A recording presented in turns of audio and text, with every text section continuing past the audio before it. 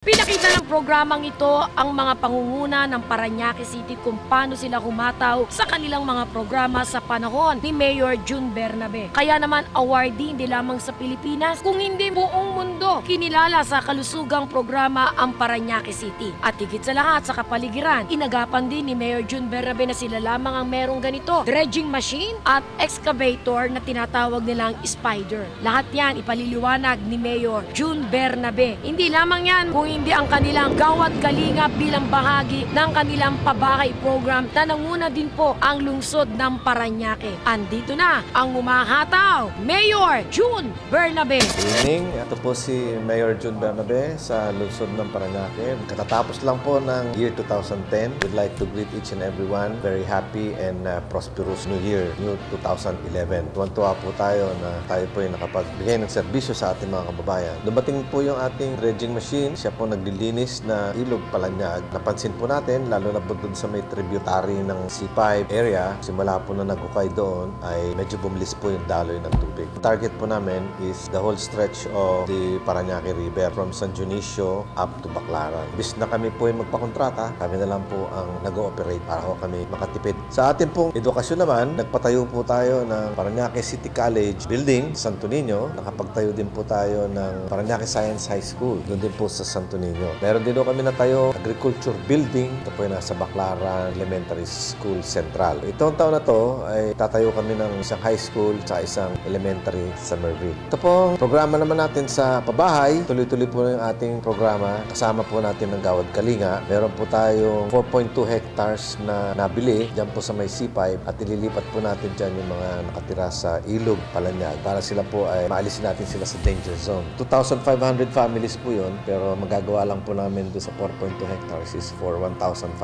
families. Ang angkop, sasama rin po sa grupo na yan na mag-sponsor ng mga materyales, around 300 units. GK will also sponsor around 300 units. Yun po mga nakatira din sa mga tabi-tabi na tulay, tutulungan din namin po makalipat sa lugar na yan. Katatapos lang po namin mag-inaugurate na Gawad Kalinga sa Tramo, yung po tinatawag na JB Village. 120 units naman po yan. Meron na ho kaming nakuhang sponsor for 55 units. Yun po yung airspeed. Hataw ba, Parañaque! Hataw ba, Parañaque!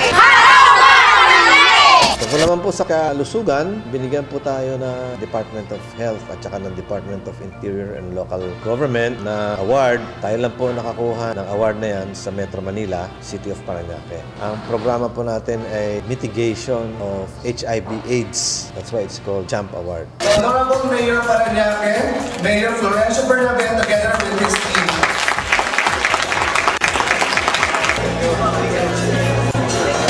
As far as collection of taxes is concerned, pina-improve din po namin yung convenience and facilities ng mga taxpayers dito po sa city. That's why we had a taxpayers lounge. May designated teller na pupuntahan nila. Mabilis po yung serbisyo nun. Wala pa kong 5 minutes, tapos na po sila at nakadeclare yung kanilang properties. We even improved on it. Ito po yung tinatawag naming RPT online. Ibig sabihin po nito, yung real property taxes, pwede na pong bayaran sa pamamagitan ng internet. All you have to do is access our website, the Parañaque website, www.parañaque.gov.ph, at doon ho kayo mag-enroll. May instructions naman ho doon. Dalawa lang ho requirement. Kailangan mag-open lang ho kayo ng account sa Land Bank. Kayo po ay current sa inyong payment ng taxes. You don't have to come to the City Hall. It's available on internet 24/7, 24 hours a day, 7 days a week. Tungkol naman po sa pagbukas ng South Luzon Expressway, tuwan-tuwa po ang lungsod ng Parañaque sapagkat natapos na po yung elevated highway ng South Luzon Expressway. Galing po yan sa Makati at nag-ramp down, nag-exit sa Dr. A. Santos Avenue. Yung pong South Luzon Expressway na yan, pati po yung exit, lahat po yan nasa loob ng Parañaque. So, nirequest ko po sa kanila na palitan nila yung exit name from Sukat to Dr. A. Santos exit. Si Dr. A. Santos po ay si Dr. Arcadio Santos. Yan po ay naging gobernador ng Rizal, kung saan ang Parañaque ay parte. At yan pong si Dr. Arcadio Santos ay anak po ng Parañaque yan. Siya po yung asawa ni Concha Cruz. So nagpapasalamat po kami sa Chitra. Pati ho yung Bicutan exit, pinapapalitan ko po ng pangalan nun from Bicutan to Doña Soledad exit. The exit and the South Luzon Expressway, especially that exit, is within the territorial jurisdiction of Parañaque. Paranaque. Sa atin naman po, pag-apply ng business permit, ongoing na po yung pagre-renew ng mga business permits. Mag-apply na po kayo habang hindi po masyadong masikip. Deadline po niyan is January 20. Avoid the rush. Magbayad na po tayo. And in the future, we will design a software program for payment of business permit through internet. Baka maging obsolete na po yung City Hall. Sana naman hindi. Patuloy pa rin po yung aming programa sa pangkalusugan, sa edukasyon, sa environment, sa livelihood, sa peace and order, sa mga kapulisan at tuloy po ang pagsuporta namin. Programa namin sa senior citizens, sa youth. Yan po ang aming gagawin. Tuloy-tuloy din po ang aming programa na yan hanggang sa katapusan po ng taon nito. And hopefully, marami na naman kaming ma-accomplish na pagbabago. Tandaan nyo po, ingatan nyo po